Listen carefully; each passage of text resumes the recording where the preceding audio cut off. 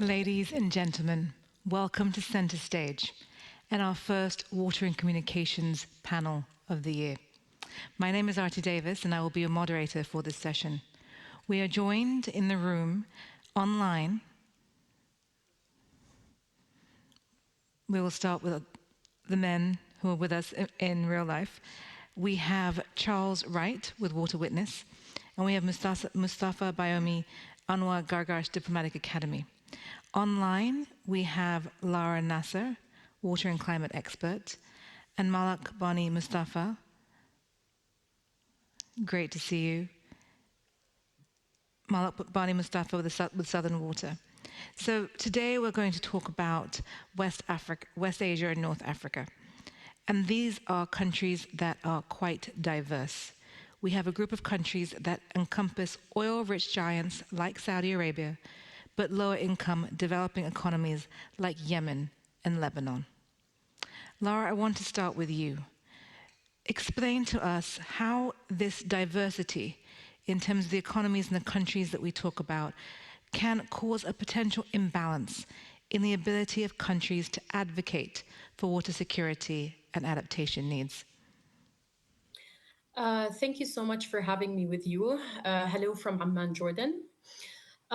So the one region is a region of extremes. So we have one side, we have countries with great financial means to build massive desalination plants and basically fund research and so on.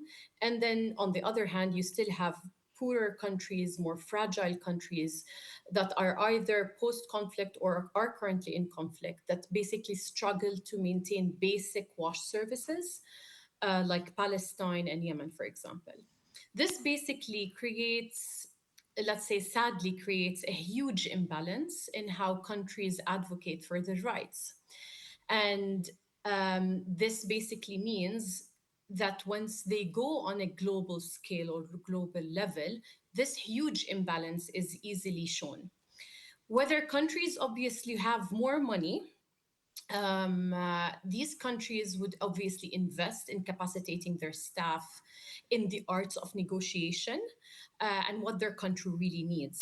And other poorer countries either don't have the ability to go to begin with, or once they go, they are not capacitated or basically have no goals or no training in negotiating, which basically undermines the whole mechanism of negotiations in real life.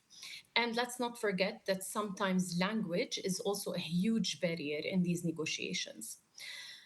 Last but not least, this therefore creates a huge gap in what the region overall kind of needs. And we end up with groupings like the Arab bloc, for example, in COP meetings, with this huge gap, which is usually very dominated by Saudi and UAE, which lead the negotiations and dominate the conversation. So if you want to ask yourself, would these countries really advocate for climate adaptation and water scarcity needs? While in reality, they don't really have a problem in adapting for that. So that's kind of how it really happens. So, Lara, I'm going to take what you say, which is when you talk to us about what you're seeing in terms of the difference in diversity, that difference drives decision making. That difference drives strategy. So now we have to find the opportunities for how we come together and speak as a collective. Malak, now you work, of course, with technology. You're working with on the ground solutions. You're working with looking at hardware and how this can actually make the difference. Lara talked about the options that a Saudi or a UAE can have that might not be as relevant for a Lebanon or a Yemen. But you actually speak to technology that is accessible to all, that can be rooted in local realities, empower vulnerable communities, and can be replicated and scaled. Tell us about the work that you're doing and how this can speak to some of the challenges that Lara talked about. Uh, Hi everyone, I wish that I can see you. I really bought a very nice dress to be and conquer that stage, but I was very excited in the gym, so I couldn't attend. Sorry for that. I worked Archie in different countries, starting from India, Amsterdam, and now I'm working in England. And also I had to a very big opportunity to work in Jordan and Lebanon as well. One thing I always learn while working in a different country across the globe that wanna the technology must, and here when I say must, I mean must speak to the language of the land. And like complementing what Lara she was saying about the desalination, if the people who are not aware what desalination is, so like a technology that we bring the seawater, which is abundant, and make it fresh water. And if there's something that you need to learn about that technology, it's need massive energy. So for Saudi Arabia, when energy flow like a coffee, that is a miracle. That's a very nice solution. But if you go to Jordan, where, for example, every water drop is really a gold and electricity is very expensive, it's exactly like bringing Tesla to a countryside where there is no electricity. So solution from my point of view as a young leader, I understand that solution couldn't be in suitcase full of spare parts and you bring technician, for example, they just speak German. So I do remember once I was working in near Erbit, which is like a north of Jordan, and I was working with like a student, and they were saying like, listen, we don't need anything fancy. Literally, they were saying if it does need a Wi-Fi, we don't want it. So if answering your question, how we can bring this to life, there is three things. The first thing, you need to bring the farmer and the women that work daily in water and tell them that you are the co-designer of that solution. You need to train the youth to maintain the system, not just because maybe they can fix it faster than the consultant that you bring it from Sweden, for example. And you need also to design based on the infrastructure. For example, in Lebanon, you are talking about power cuts, regular power cuts, and you talk about no power points in general. So if that solution doesn't survive a blackout, it's not resilient. I do believe in this case, like the innovation in our region should be very humble. It should be listen before it solve. And you need to understand one thing in technology. If it couldn't handle dust, weak infrastructure, and my skeptical grandmother that she's a farmer, it's not ready to come to the market. Malik, you give us a lot to think about, of course, because if it can't handle dust, I like the point you make about Wi-Fi and energy blackouts, which we see across the world. And we have to look at keeping it local, getting ownership at the local level with stakeholders, and allowing this to be easily replicable. So, Mustafa, I'm going to come to you. This is not an easy question. But of course, now you've heard both Lara and Malik talk about the differences in these countries, the opportunities and the challenges. Now, you're working with climate diplomacy, and I'm going to ask you, in amongst what you're seeing here and the needs on the ground when it comes to technology, also when it comes to skill and capacity building and the teams that Lara is talking about in the negotiation room, where are the opportunities to invest in aligning ambition, where countries like the UAE, like Saudi, can actually work to invest in the collective? What have you seen? Yeah, thank you very much for the invitation. I'm super happy to be here. Well, first of all, I think I'll just take one step back and say the region is diverse, right? Whether we call it WANA or anything else, the region is actually quite diverse. However, some of the challenges are shared, right? And that commonality is where we should actually start from. For example, all the countries in the region will suffer from the impacts of climate change. And I agree with many of what Lara said, but actually the only point where I have a different opinion is whether wealthy or not, you're going to be affected by climate change, right?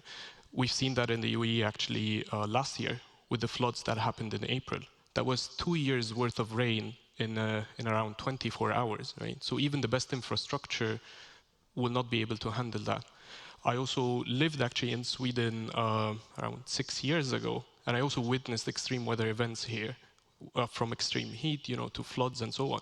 So even European countries, or Western countries with very strong infrastructure still struggle with those extreme events. So I think the challenge is actually shared. What is different is your ability to deal with that challenge afterwards, and that's where we need to work together.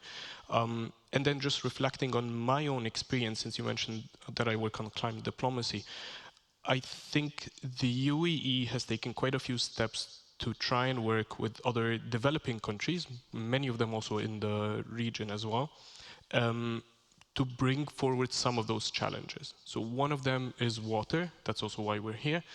I think they put a lot of effort to bring water at the forefront at COP28, right? From having it as a thematic day, to having a declaration that touches upon water and food and so on. And now, next year, they're going to be hosting the UN Water Conference. So I think, again, and if you look at all the countries, you'll see that water is a challenge for them. And that's where, there's a solid foundation for us to all work together. And I completely agree. Some of the things that we need to work better on is capacity building for the region. That's already ongoing. Better coordination, that's for sure. And if there's one thing that I can think of right now is actually better coordination within the Arab group, which is the negotiating group within the UNFCCC or the climate negotiations. And then we need to actually leverage on those meetings and prepare in advance. So when I look, for example, at the European Union and how they go into the climate negotiations, you'll see a series of events where they come together, they align. It's quite a few countries, right? The Arab group needs to do the same. They need to align better. They need to use all those opportunities to come together, to actually work together. Yeah, and maybe just very, very quickly, one more thing is actually, although it wasn't, for example, a main priority for the UAE as a country, but they did push very strongly the point of finance. That back then at COP28 was climate finance, but you're seeing it coming again for the UN Water Conference, right? So the UAE actually doesn't get financing from, let's say, the Green Climate Fund or any of the other multilateral funds under the UNFCCC, but they still pushed very strongly for that. And they helped establish the Loss and Damage Fund. They even contributed to that fund, right?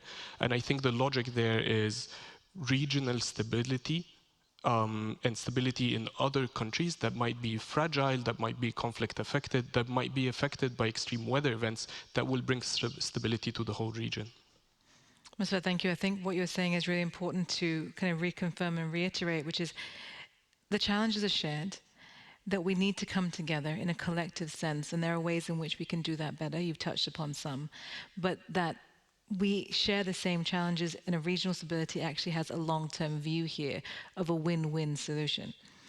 Now, you touched upon Europe and the way in which they go through the climate processes and how they prepare for it.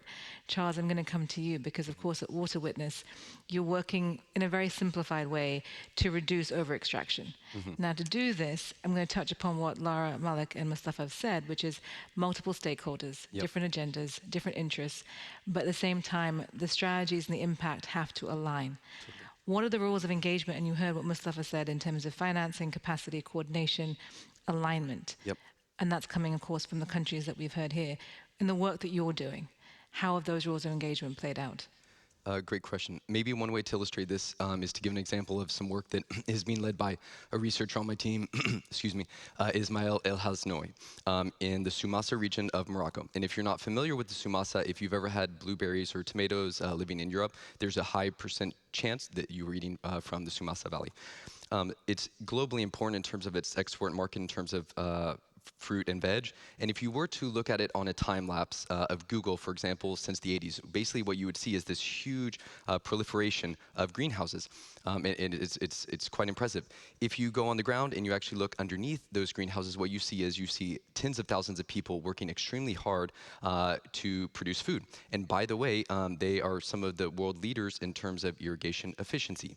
And yet, we see that the aquifer is still in decline. This is suggestive of what some of us call the Jevons paradox, where actually increases in supply or irrigation efficiency can paradoxically increase demand.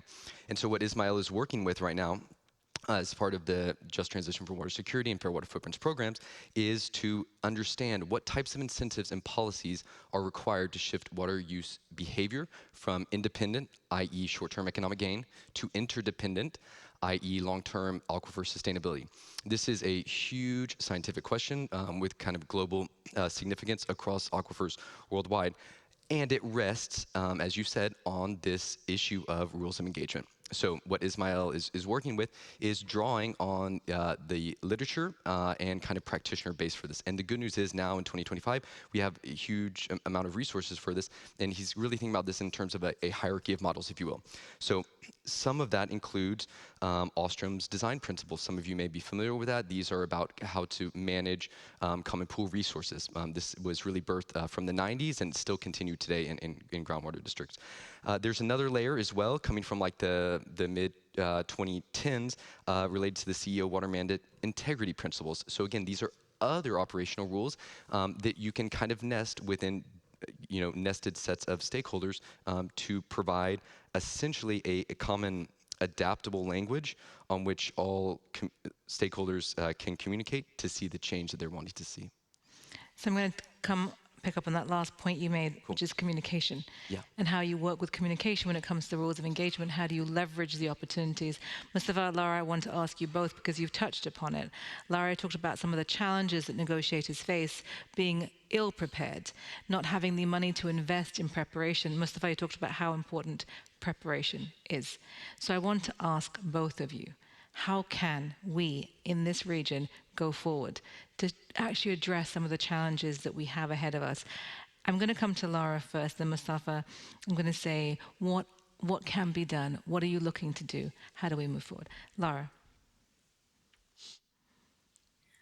So basically, I think in my experience, it's not only building the capacity of negotiators that we really need to think of, or basically giving them the appropriate knowledge or data. It's being able to translate it into influence. And under-resourced countries usually know what their country challenges are and how climate change basically affects them very well. But I think they lack the skills to frame it in a way that will resonate in negotiations. So I think the idea should be to enable them to build a coalition of same-minded countries, have the good data and knowledge to back whatever they want to say up, and basically have good ideas to move forward.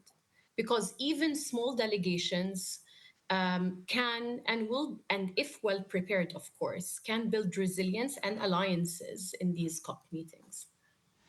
Mustafa, of course, I think what Lara has said is really important to pick up communication, but more than communication and preparation, influence to bring everyone together.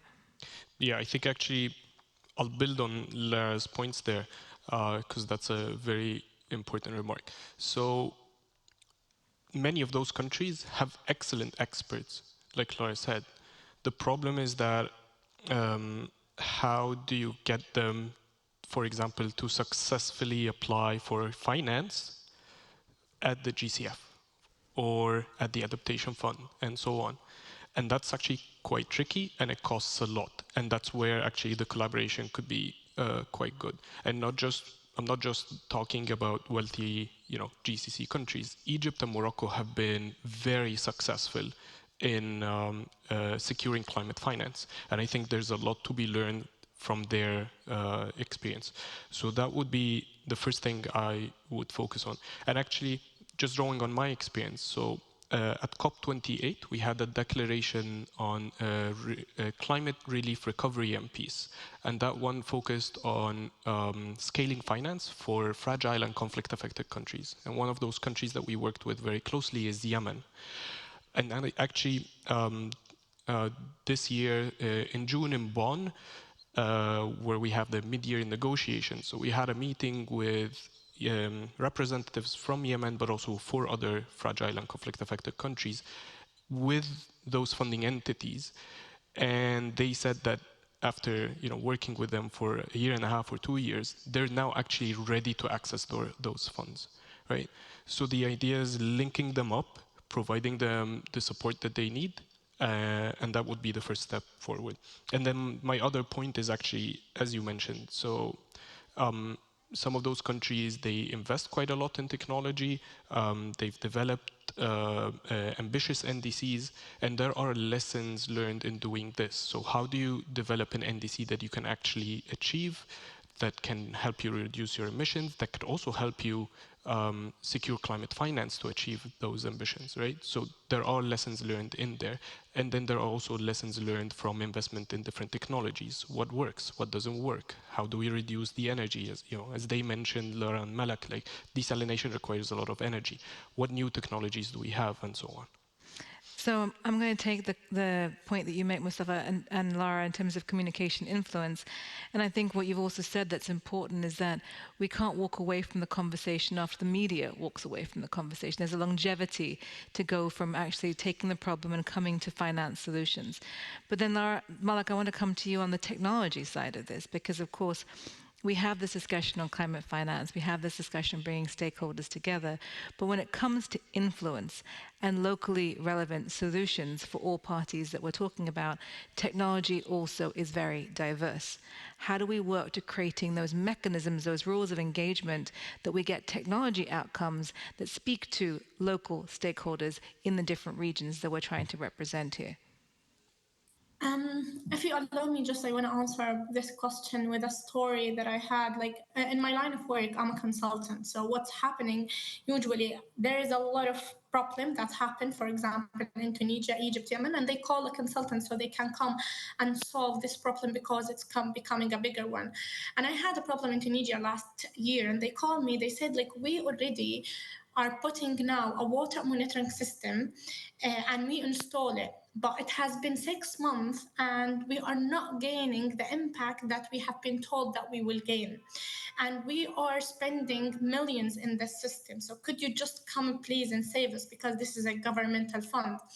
And when I went there, I was very surprised, because honestly what's happened, it was like a German company and they already give them that system, and that system they trained it how to use it, but actually they don't train it how to use it. And let me explain on this.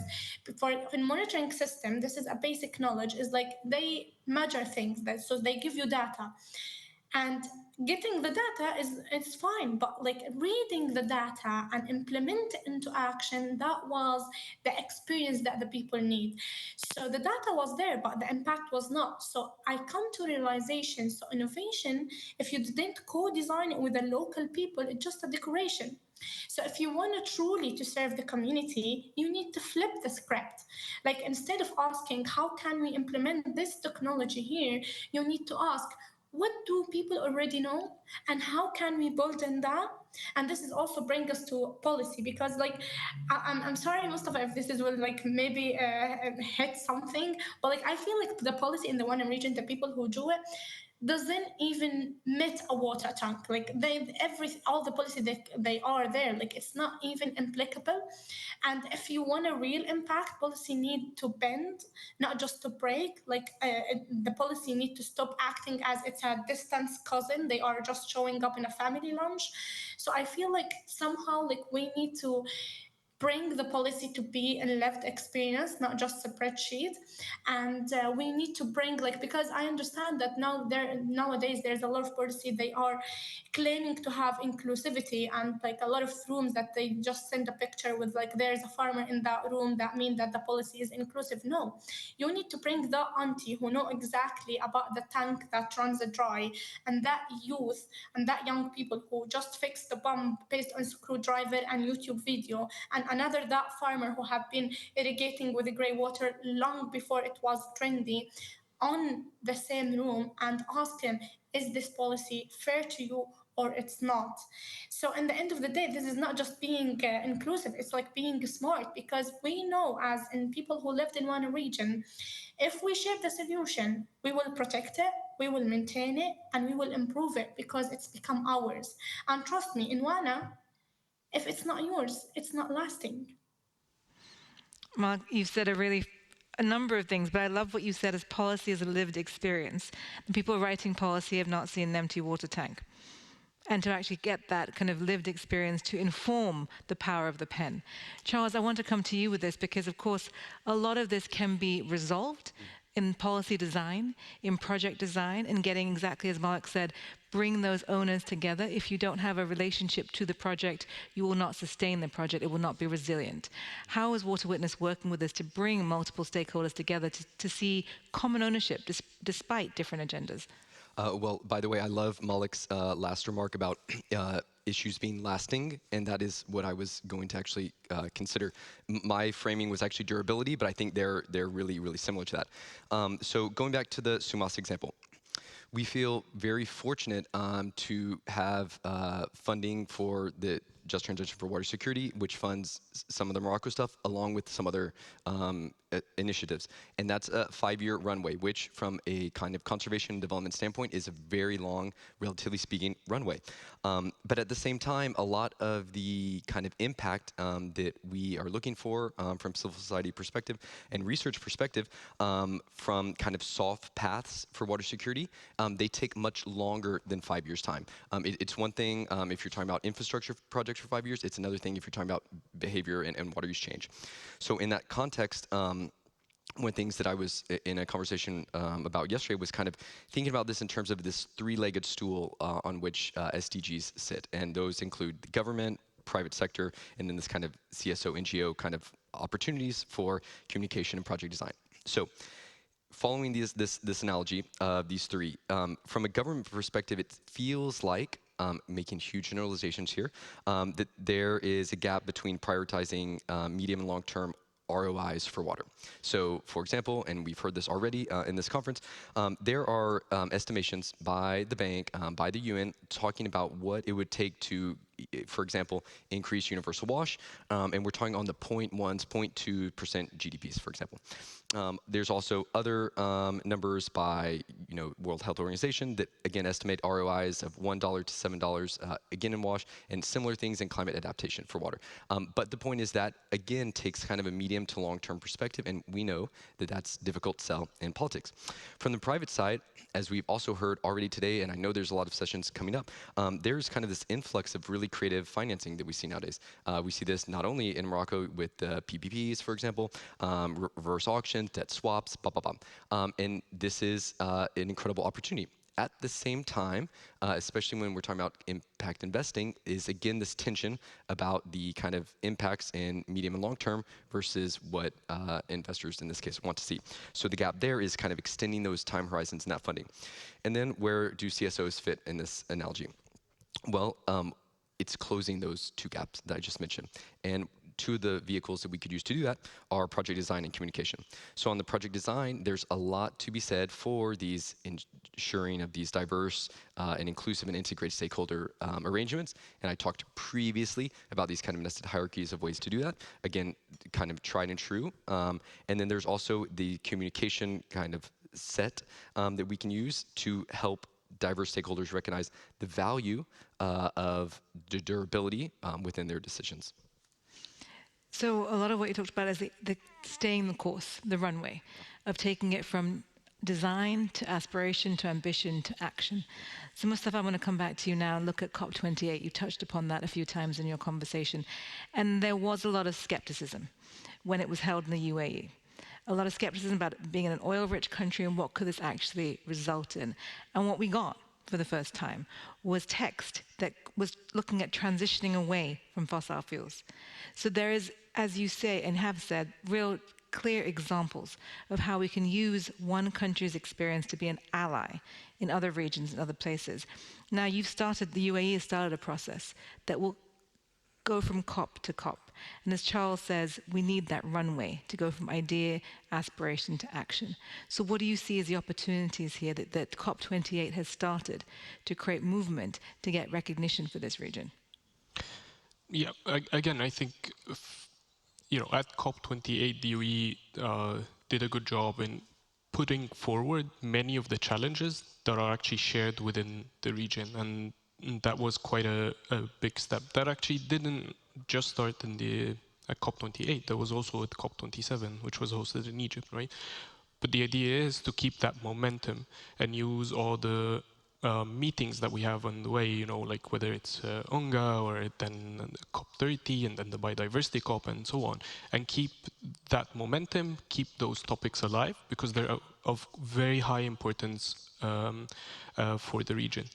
And I'll just add maybe a quick point relate to what Malak was saying, but then also what Charles said. I actually don't see my job as working in policy. I see my job on bridging the gap between science and policy. And if it's not context specific, if it's not locally adapted, these policies will never succeed, right?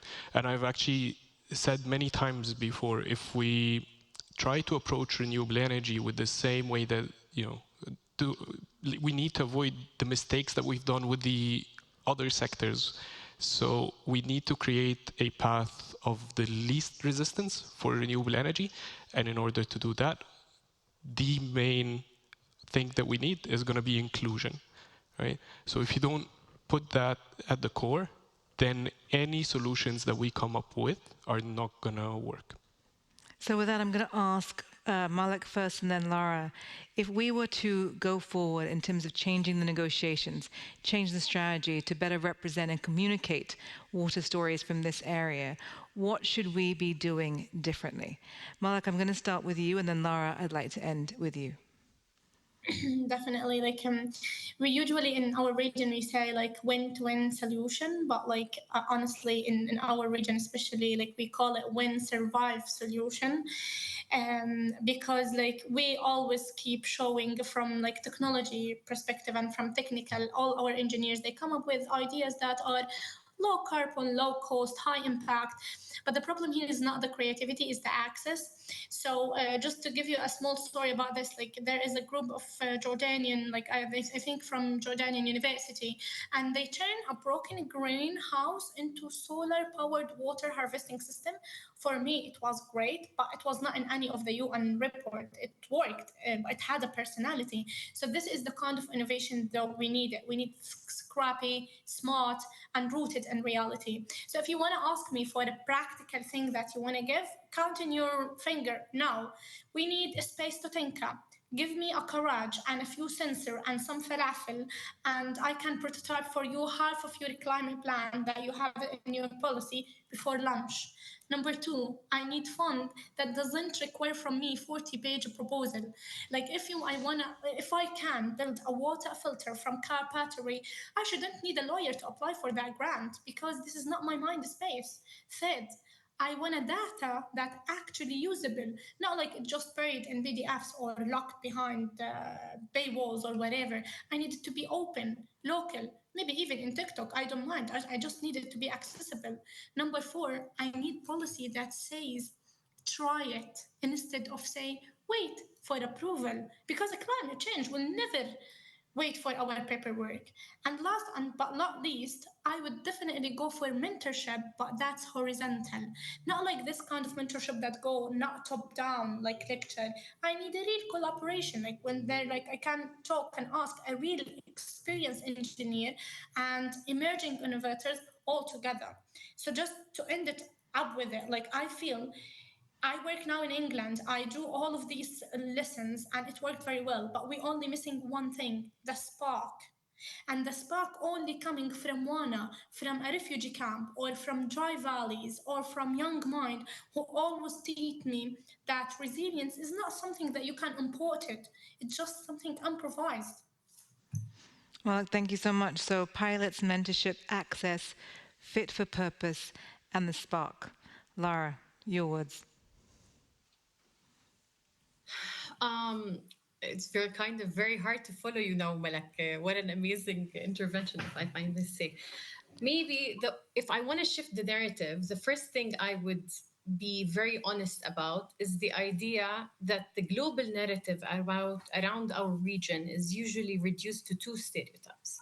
One, we have oil and money. Two, we are water scarce deserts. So I think the shift has to make sure that these narratives, these stereotypes that always miss the human dimension of the region, should be shifted. So if we do want to shift the narrative, we want to shift from water scarce and dependence to resilience and justice. And if all the countries in the region do face a lot of one type of water stress issue, wealthy or not, the solutions, like Malak said, should be rooted from the bottom up and should be rooted in inclusivity. So I think we need to shift the narrative to include voices of marginalized communities, women, refugees, children, youth, who basically suffer the most from climate change on the ground, and basically create a fairer narrative for negotiations and create a reality of shared vulnerability and opportunity. Thank you so much. So Lara, if I'm hearing what you're saying, we're talking about breaking those stereotypes, bottom-up application, but really taking from this morning as well, finding the spark and that we spirit of working together and moving forward. Ladies and gentlemen, if you will join me in giving our panelists a warm hand of applause. Thank you so much.